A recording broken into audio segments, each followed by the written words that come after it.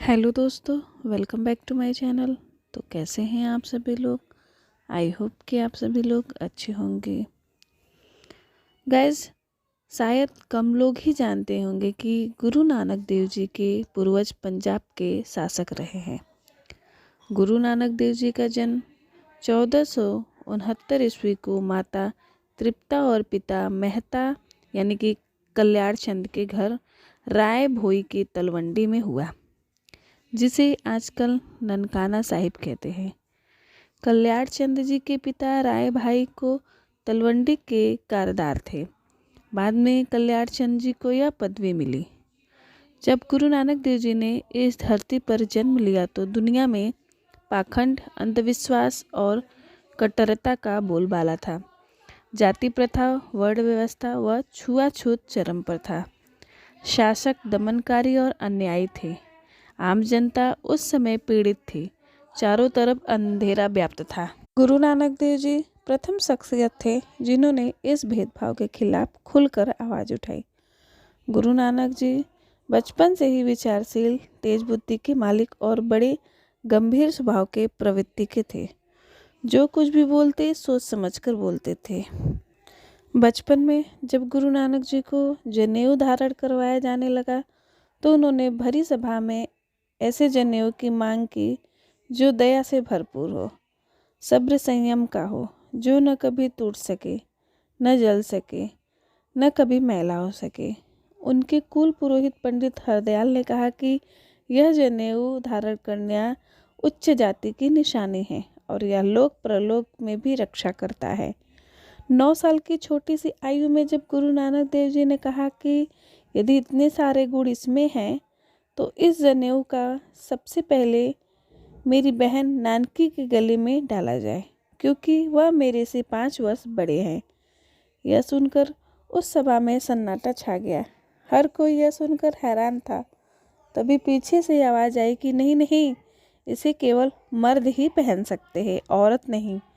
तो गुरु नानक जी ने सीधे कहा कि जो कच्चा धागा औरत, पुरुष व जाति प्रथा में ऊंच नीच का भेदभाव करता हो वह उसे कभी धारण नहीं करेंगे।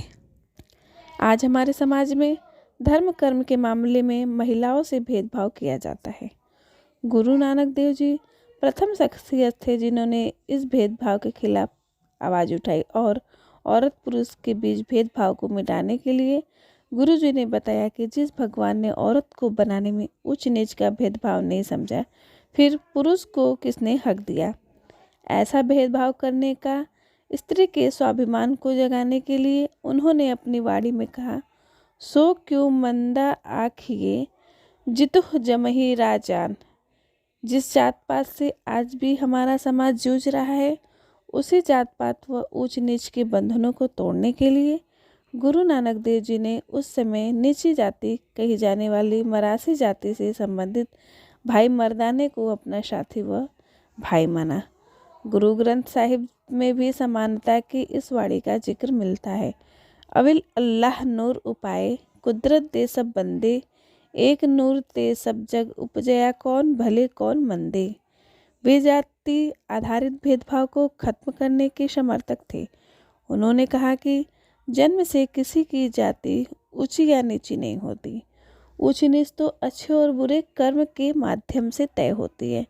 मानव के रूप में सामाजिक समरसता के सबसे बड़े गुरु नानक जी थे। गुरु नानक जी ने लंगर प्रथा शुरू की, जहां गरीब राजा ऊंच नीच सभी लंगर खाते थे।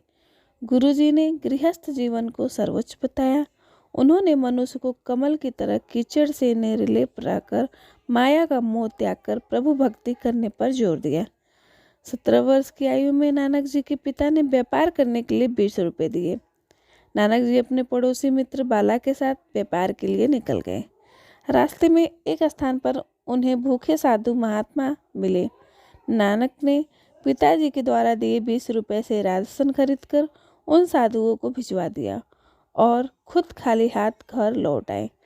घर वापसी पर पिताजी से डांट भी खाई, लेकिन उन्होंने कहा कि पिताजी, आपने ही कहा था कि सच्चा सौदा करना है और इससे सच्चा व खरा सौदा और क्या हो सकता है। गुरु नानक देव जी ने पुजारीवाद व ब्राह्मणवाद का भय लोगों से दूर किया। इन्होंने मौलवियों, जोगियों, पीरों, कांजियों, अहंकारी राजाओं और पाखंडियों को मुंह पर खरी खोटी सुनाकर आम लोगों के दिल और दिमाग में इनका भय दूर किया। गुरु नानक देव जी को और बहुत शिक्षाएं व उपदेश हैं जिन्होंने पूरी मानव जाति की भलाई के लिए कार्य किया।